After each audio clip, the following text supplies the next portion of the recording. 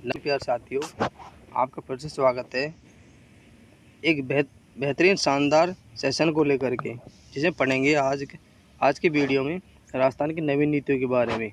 नवीन नीतियों से एक क्वेश्चन जरूर बनता है। तो साथियों स्टार्ट करते हैं राजस्थान नवीन नीतियाँ। ये करंट अफेयर सेशन के तहत 2024 से 25 तक जितनी भी नीतियाँ बनी हैं उनको हम सभी को एक वीडियो में कवर करने वाले हैं। तो चलिए आज का वीडियो स्टार्ट करते हैं राजस्थान नवीन नीतियों को लेकर के। पहला क्वेश्चन है 4 दिसंबर 2024 को मुख्यमंत्री भजन लाल शर्मा के द्वारा राजस्थान की 9 नवीन नीतियों का अनावरण किया गया, जिसकी अवधि 9 दिसंबर 2024 से 31 मार्च 2029 तक या नई नीति जारी होने तक रहेगी। राजस्थान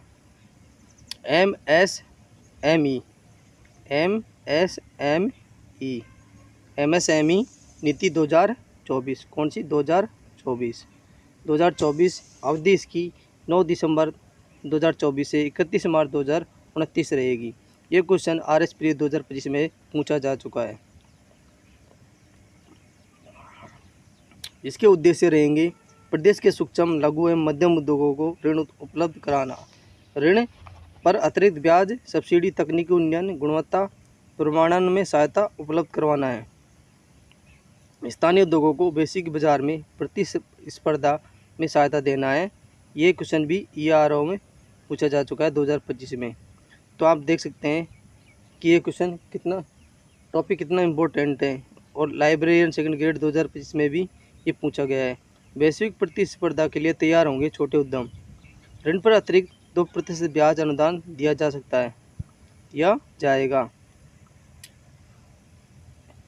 SME एक्सचेंज से धन जुटाने पर 15 लाख रुपए तक की सहायता दी जाएगी। एडवांस टेक्नोलॉजी एवं सॉफ्टवेयर पर 50% या 5 लाख रुपए तक का अनुदान दिया जाएगा। क्वालिटी सर्टिफिकेशन IPR पर 3 लाख रुपए तक पुनर्भरण सहायता दी जाएगी। विपणन हेतु आयोजनों में भाग लेने पर 1.5 लाख रुपए तक का अनुदान दिया जाएगा। कितने रुपये तक का? 1.5 लाख तक का। और डिजिटल उपकरणों पर 50,000 रुपये तक का पुनर्भरण किया जाएगा। ई-कॉमर्स प्लेटफॉर्म फीस पर 75% या अधिकतम 50,000 रुपये तक का पुनर्भरण किया जाएगा। राजस्थान की पहली MSME नीति 17 सितंबर 2022 को लागू की गई थी।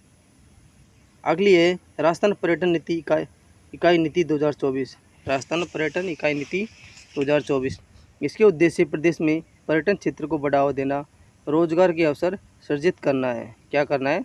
पर्यटन के क्षेत्र को बढ़ावा देना और रोजगार के अवसर सृजित करना।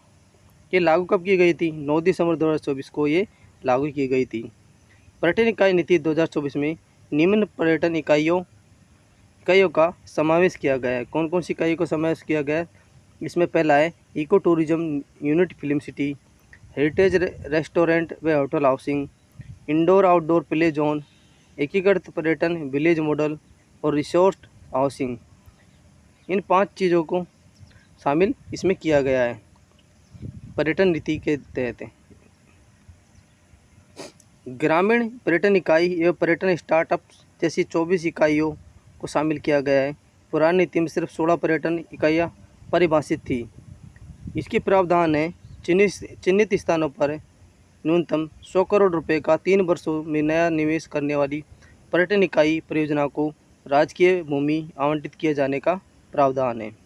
पर्यटन इकाई से जुड़ी उसके अंदर आने वाली राजकीय भूमि को उनकी मालिकाना हक भूमि 10% तक कृषि या आवासीय DLC दरों पर एक बार आवंटित की सुविधा दी जाएगी।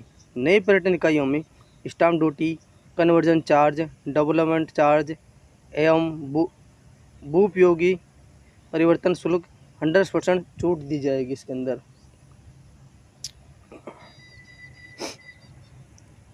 नेक्स्ट है पर्यटन इकाई को दुगना बिल्टअप एरिया रेशियो 2 के स्थान पर 4 BR का प्रावधान करना। टूरिज्म में हॉस्पिटलिटी क्षेत्र को औद्योगिक दर्जा मिलने से UD टैक्स, बिजली दरें, पवन प्लान शुल्क वाणिज्य की दरों के स्थान पर औद्योगिक दरों पर लागू करना। अगली नीति है राजस्थान फिल्म पर्यटन प्रोत्साहन नीति 18 अप्रैल 2022 को जारी की गई थी। राजस्थान ABGC XR नीति 2024। ABGC XR animation, visual effect, gaming, comics, extend reality, इसको लागू 9 दिसंबर 2024 को किया गया था। इसके उद्देश्य एनिमेशन, गेमिंग, एक्सटेंड रियलिटी क्षेत्र में राज्य को अग्रणी बनाना और युवा प्रतिभाओं को प्रोत्साहन, रोजगार के नए अवसर उपलब्ध करवाना है।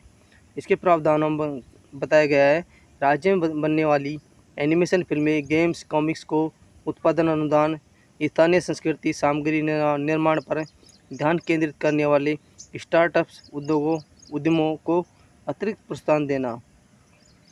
इस क्षेत्र में नवाचार को बढ़ावा देने के लिए coding, VFX lab, advance computing सुविधाओं से लैस अटल इनोवेशन स्टूडियो, एक्सीलरेटर स्थापित किए जाएंगे। राजस्थान एकीकृत स्वच्छ ऊर्जा नीति 2024। राजस्थान एकीकृत स्वच्छ ऊर्जा नीति लागू इसको 9 दिसंबर 2024 को किया गया।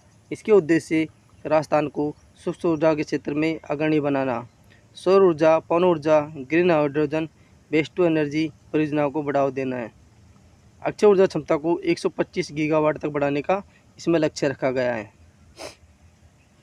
इसके प्रावधानों की बात करें तो इस प्रावधानों में अक्षय ऊर्जा, biomass, waste energy, green hydrogen के प्रावधानों, ऊर्जा भंडारण के नवीन प्रावधानों का समावेश, वर्ष 2030 तक अक्षय ऊर्जा क्षमता को 125 गीगावाट तक बढ़ाने का लक्ष्य रखा गया है। कृषि अधिकारी परीक्षा 2025 में ये पूछा गया है कि वर्ष 2030 तक अक्षय ऊर्जा में क्षमता को कितने गीगावाट तक बढ़ाने का लक्ष्य रखा गया था? 125 गीगावाट तक। फ्लोटिंग परियोजनाओं को बढ़ावा देना, सोलर रूट टॉप प्लांट के साथ छोटी विंड लगाने का प्रावधान, मल्टी स्टोर बिल्डिंग हेतु वर्चुअल नेट मीटरिंग की सुविधा एवं उपभोक्ता को ग्रुप नेट मीटरिंग की सुविधा का प्रावधान इसमें के अंदर किया गया है। सभी अक्षय ऊर्जा परियोजनाओं, पार्कों, राज्य के भूमि आवंटन, वर्चुअल PPA आधारित परियोजनाओं, कार्बन ट्रेडिंग, ऊर्जा दक्षता, नेट जीरो बिल्डिंग को बढ़ावा देने के इसमें प्रावधान किए गए हैं। नेक्स्ट है राजस्थान एमसैंड नीति 2024। एमसैंड नीति 2024 इसके उद्देश्यों में निर्माण कार्यों, खनिज बजरी के स्थान पर एमसैंड उपयोग को बढ़ावा देना है। एमसैंड इकाई का संचालन प्रोत्साहन करके पर्यावरण संरक्षण करना है। यह RSP 2025 में ये क्वेश्चन पूछा गया था। लागू इसको 9 दिसंबर 2024 को किया गया था। इसकी अवधि 31 मार्च 2029 तक है। इसके प्रावधानों की बात करें तो प्रावधानों में राजस्थान निवेश प्रोत्साहन योजना 2024 के अंतर्गत परिलाभ का प्रावधान है। एमसैंड यूनिट की स्थापना में टर्न और अनुभव की बाध्यता समाप्त की गई है। एमसैंड के निर्माण में प्रयुक्त ओवरबर्डन पर 1.5 DM FT की राशि में 100% छूट का इसमें प्रावधान किया गया है। राजस्थान भूमि पर पड़े ओवरबर्डन पर देय रॉयल्टी 50% की छूट का प्रावधान दिया गया है। सरकारी भूमि पर पड़े ओवरबर्डन की नीलामी में आरक्षित दर में 50% की कमी का प्रावधान है। एमसैंड के उत्पादन में प्रतिवर्ष 20% की वृद्धि का लक्ष्य रखा गया है। सरकार के वित्त पोषित निर्माण कार्यों 25% एमसैंड की उपयोगिता अनिवार्य है। राज्य सरकार के द्वारा वर्ष 2008-29 30 मिलियन टन एमसैंड उत्पादन का लक्ष्य इसमें रखा गया है। राजस्थान की पहली एमसैंड नीति 2020 को 25 जनवरी 2020 को लागू की गई थी। राजस्थान खनिज नीति 2024।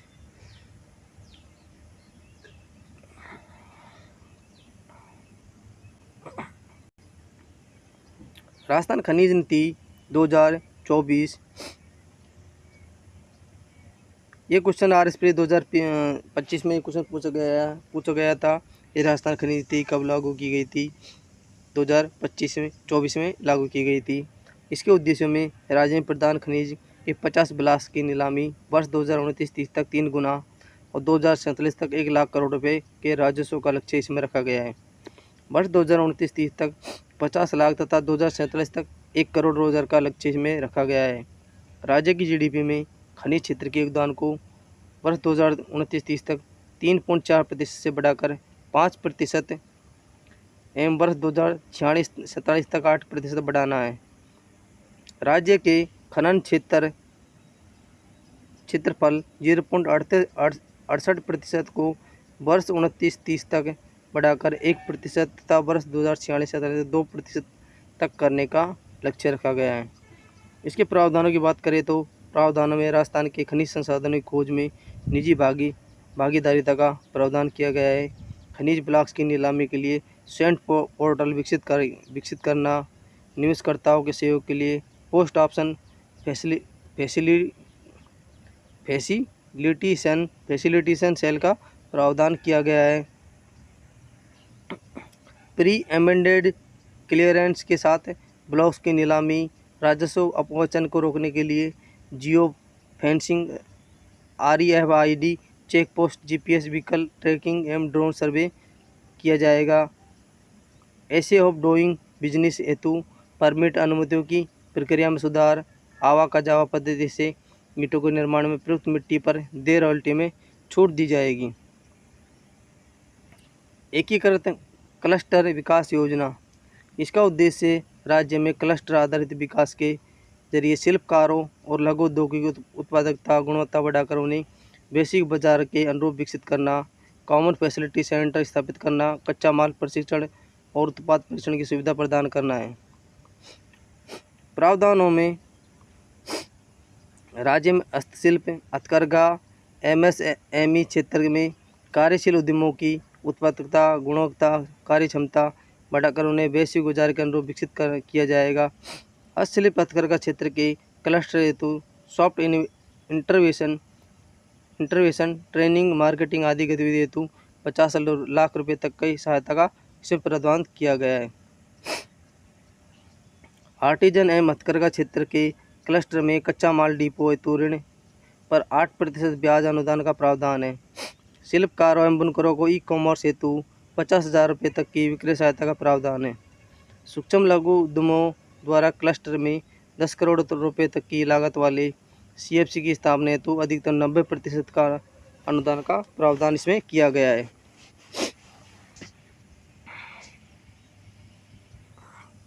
गैर रिको औद्योगिक क्षेत्र में विद्यमान क्लस्टर में आधारभूत सुविधाओं के विकास हेतु 10 करोड़ रुपये तक की परियोजना लागत में अधिकतम 80% अनुदान का प्रावधान है। गैर रिको औद्योगिक क्षेत्र में न्यूनतम 10 एकड़ भूमि पर नवीन क्लस्टर के विकास हेतु अधिकतम 60% अधिकतम 5 करोड़ रुपये की सहायता का इसमें प्रावधान किया गया है।